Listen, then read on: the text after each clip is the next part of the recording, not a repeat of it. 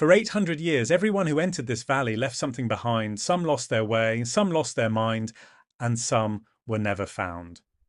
There is a place in Mongolia no map dares to explain, a valley sealed by silence, shadows, and an unbroken taboo.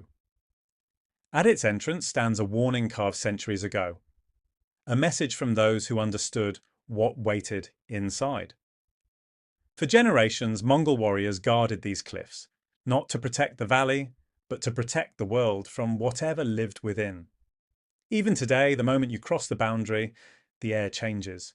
Colder, heavier, as if the valley itself is watching you. The trees move without wind. The forest breathes like a living thing. Locals say this is the valley's first warning. Deep inside lie ancient stone formations older than the empire itself. Their purpose unknown, their presence unmistakably deliberate. But the strangest part isn't who guarded this valley, it's what they were guarding it from. Ancient patrols rode through the darkness, hearing whispers no human throat could make, echoes from deeper within. Shamans warned that powerful spirits ruled the valley. They performed rituals only from afar, none dared step inside, even animals sensed the boundary. Horses tremble, refusing to take a single step forward. Hidden caves lie under roots and stone, touch the entrance, and you feel heat rising from somewhere far below. Bones form spirals and symbols across the forest floor, not scattered but arranged, like messages left for someone. Monks guard the valley's edge, but refuse to enter. One step inside, one said, and the valley decides your fate. Footprints appear in the mud, then fade behind you, as if the valley is erasing proof you were ever there. Across centuries, guards changed. Warriors, monks, modern rangers, but their fear remained the same. Inside caves, murals show towering shadow guardians watching a forbidden valley, eyes glowing in flickering torchlight. Storms strike Ikkorig without touching the world around it, lightning drawn only to this land. Trees twist into impossible shapes, their branches forming symbols when seen from the right angle, ancient warnings of danger. The deeper you go, the more the valley feels alive. And whatever lives here does not want to be found. Your breath freezes, yet the ground beneath your hand radiates heat. Science calls it geothermal. Locals say otherwise.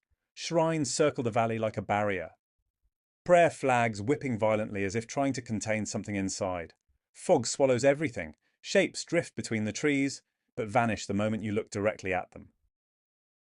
A stone obelisk stands alone, carved with a single message in ancient script: do not enter. Inside the caves, your echoes return too slowly, as if something deeper inside is answering. Ravens gather above the valley at dusk. They circle the same point, the place locals call the breathing ground. Some say the valley shows its past. Warriors, monks, shadows, flickering like memories trapped in the land itself. Deep inside sits an altar of bones, some centuries old, others disturbingly recent. As dusk falls, night consumes Ikkorig faster than anywhere else, as if darkness belongs to this valley. Explorers report seeing a tall silhouette standing in the fog, watching, waiting, then fading into nothing.